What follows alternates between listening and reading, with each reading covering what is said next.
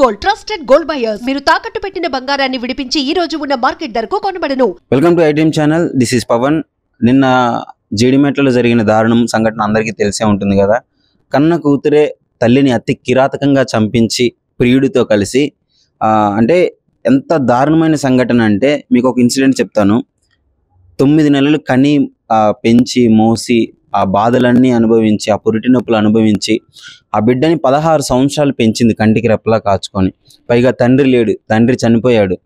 తండ్రి సంవత్సరం ముందు చనిపోతే 1 ఇయర్ నుంచి ఒక సింగిల్ పేరెంట్గా ఉండి ఆ ఏజ్లో పిల్లల్ని అంతగానం పెంచితే ఆ ప్రియుడు వచ్చి చంపేసి వెళ్ళాడు, చనిపోయింది అనుకొని వెళ్ళిపోతాడు.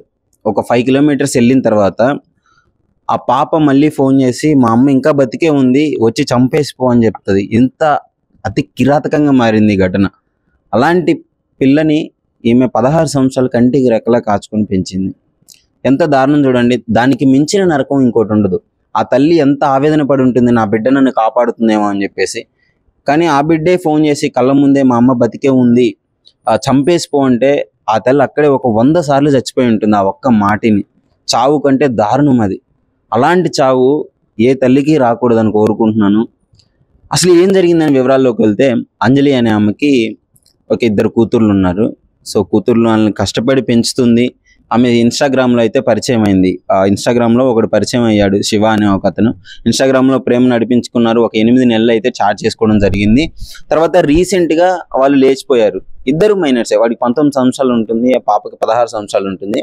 2 మైనర్సే. వెళ్ళిపోయిన తర్వాత వాళ్ళ అమ్మ మిస్సింగ్ కంప్లైంట్ ఇవ్వడం జరిగింది, నా కూతురు కనిపించట్లేదు అని చెప్పేసి. దాదాపు ఒక 3 రోజులు శివ అనే వాళ్ళ ఇంట్లోనే ఉన్నారు. అంటే లేచిపోయిన అబ్బాయి వాళ్ళ ఇంట్లోనే ఉన్నారు. ఆ బంగారము అదంతా తీసుకెళ్ళిందంట ఇంట్లో నుంచి. సో వెళ్ళిన తర్వాత పోలీస్ వాళ్ళకి కేసు పెట్టడము, మిస్సింగ్ కేసు వాళ్ళు కనుక్కోవడము, తీసుకొచ్చి కౌన్సిలింగ్ కూడా ఇచ్చారు.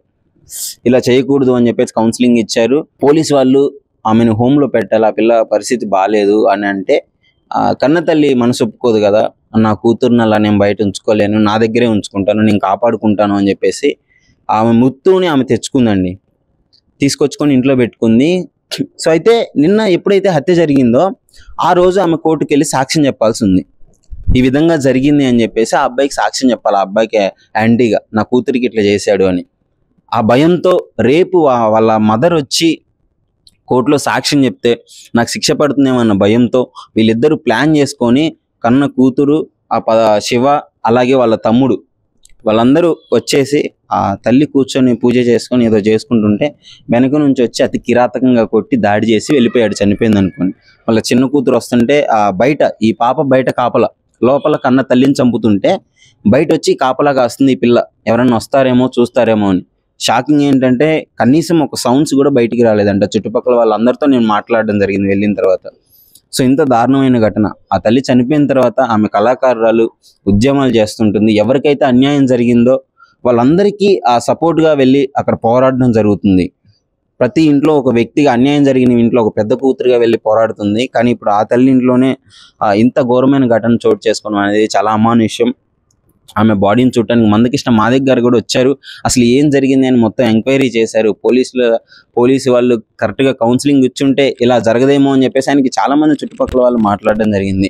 అలాగే గద్దరన్న కూతురు వెన్నెలక్క కూడా అక్కడికి రావడం జరిగింది. ఆ చిన్న పాప బాధ్యత మనది, మన కళాకారురాలుగా మనం ఆ పాపను చూసుకోవాలి. మన కళాకారురాలు అర్ధాంతరంగా చనిపోవడం జరిగింది, అతి కిరాతకంగా మర్డర్ చేయడం జరిగింది. సో వాళ్ళకైతే శిక్ష పడాలి, శిక్ష పడుతుంది. కానీ ఈ చిన్న పాప, ఆ పాప బాధ్యత మనది అని చెప్పేసి వాళ్ళకు ఒక భరోసా ఇవ్వడము, ఒక ధైర్యం చెప్పి వెళ్ళడం జరిగింది. అసలు ఈ ఘటన మొత్తం మీద ఎందుకు ఇలా తయారవుతున్నారు? ఇన్స్టాగ్రామ్లో ఫోన్లు తీసుకొని చిన్న వయసు వాళ్ళు ఫోన్లో ఇష్టం వచ్చినట్టు చాటింగ్లు. అంటే పేరెంట్స్ ఏమనుకుంటారు, పిల్లలు కదా కొంచెం 2 సార్లు అడగగానే ఇచ్చేస్తారు, వాళ్ళు యూజ్ చేసుకుంటారులే, ఎందుకు ఈ విధంగా చేస్తారా అన్న ఆలోచన వాళ్ళకి రాదు. కానీ వీళ్ళు మాత్రం దాన్ని వాళ్ళు ఇచ్చిన ఫ్రీడమ్ని మిస్యూజ్ చేసుకొని చాలామంది అమ్మాయిలకి ఇప్పుడు బ్యాడ్ నేమ్ తీసుకొని వస్తున్నారు ఇలాంటి కొంతమంది.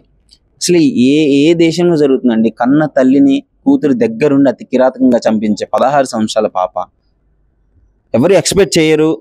మీరు చెప్పండి, ఇలాంటి వాళ్ళకి ఎలాంటి శిక్షలు పడాలి? అసలు మీ అభిప్రాయం ఏంటి ఈ సంఘటన పైన?